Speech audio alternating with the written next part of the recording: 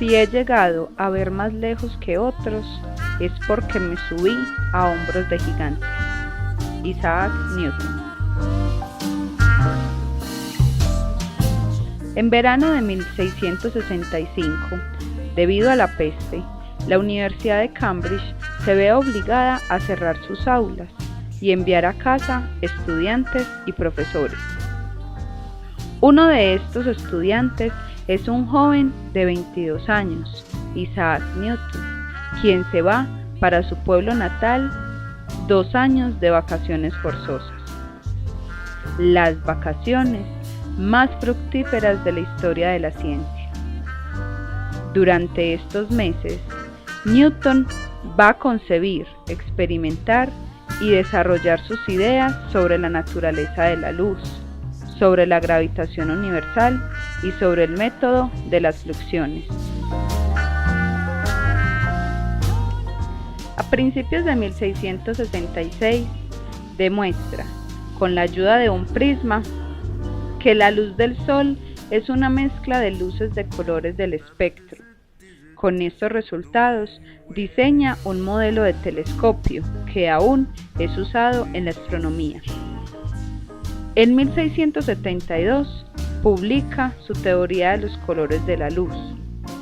En sus vacaciones, Newton también estudia que la fuerza con que una manzana cae al piso es la misma que mantiene a la Luna alrededor de la Tierra.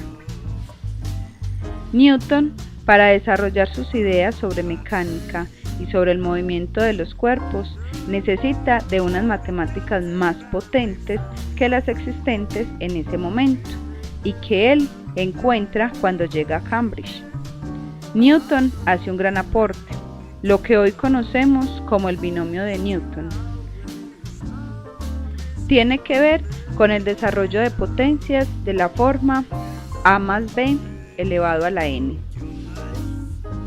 Este método le es de gran ayuda para abordar los 3 grandes retos de las matemáticas a mediados del siglo XVII, los problemas de máximos y mínimos, el cálculo de la tangente a una curva y el cálculo del área encerrada bajo una curva. En otras palabras, el problema de las cuadraturas.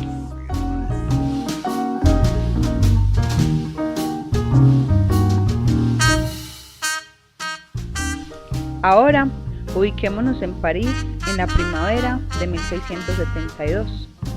Leibniz, joven abogado alemán y diplomático, se introduce en el maravilloso mundo de las matemáticas, donde va a brillar de manera deslumbrante.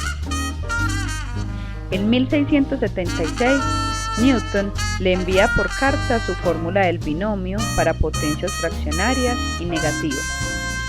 Por otra parte, debemos decir que Newton y Leibniz trabajan separadamente con métodos distintos. Newton, sin publicar sus resultados, y Leibniz, unos años después, pero publicándolos antes, van a crear la herramienta más potente y universal de la historia de las matemáticas y de todas las ciencias, el cálculo diferencial y el cálculo integral.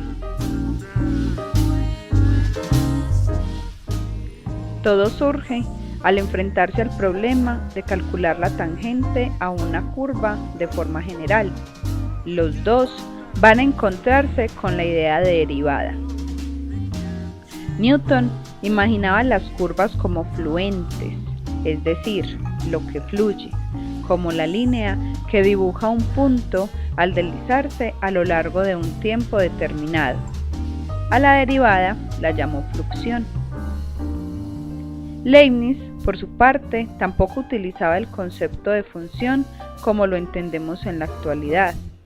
Para él, una curva estaba formada por un número infinito de tramos rectos infinitamente pequeños. En cada uno de ellos, la derivada respecto a x era igual al producto de la pendiente con la derivada respecto a x. A pesar de haber llegado casi al mismo tiempo al concepto de derivada como idea fundamental del cálculo diferencial, los métodos utilizados fueron completamente distintos y sin embargo, Newton y Leibniz van a ser los protagonistas de uno de los litigios más lamentables en la historia de las matemáticas, la polémica sobre la paternidad del cálculo. Una polémica acompañada de acusaciones de plagio y descalificaciones por ambas partes, que van a significar la ruptura de las matemáticas británicas con las del continente casi por 2 siglos.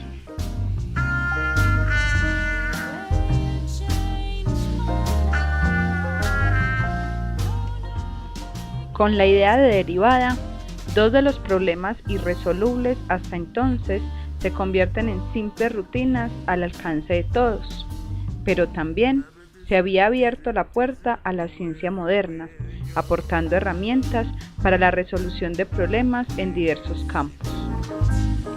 Al finales del siglo XVII, aún queda un problema por resolver, el de las cuadraturas, esto es, cómo calcular el área de una figura limitada por curvas. Este problema ya lo había resuelto Arquímedes casi 2000 años antes. Otros como Fermat y Descartes también habían encontrado las áreas y volúmenes de algunas figuras y cuerpos curvos, pero faltaba un método general para encontrar el área limitada por cualquier curva. Este método general fue encontrado por Newton y Leibniz a través de la idea de integral. Para calcular el área bajo la curva y igual a f de x entre los valores a y b de la abscisa x, se divide el segmento AB en segmentos más pequeños y se levantan rectángulos cuya base son esos segmentos y cuyas alturas llegan hasta la gráfica. La suma de las áreas de los rectángulos es un poco menor que el área limitada por la curva. Si se aumenta el número de intervalos de longitud cada vez más pequeños, la suma de las áreas de los rectángulos se aproxima cada vez más al área limitada por la curva. El límite de esas sumas será el área encerrada por la curva. Este método sirve para calcular curvas continuas. El límite de las sumas es llamado integral y a Leibniz le debemos la notación que utilizamos en la actualidad. Dicho método para calcular el área bajo la curva con sumas y límites puede ser complicado, pero la idea que Newton y Leibniz tuvieron separadamente fue estudiar la función área y verificar que la derivada de la función área coincidía con la función de la curva.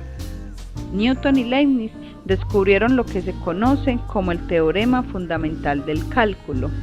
La integración y la diferenciación son operaciones inversas. Newton tuvo gran prestigio y reconocimiento social y fue enterrado junto a reyes y nobles.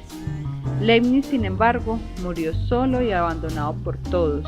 A su entierro solo asistió su cuñado. Newton decía que ambos habían visto más lejos que los demás hombres. Así pues, es cierto que ambos estuvieron subidos a hombros de gigantes.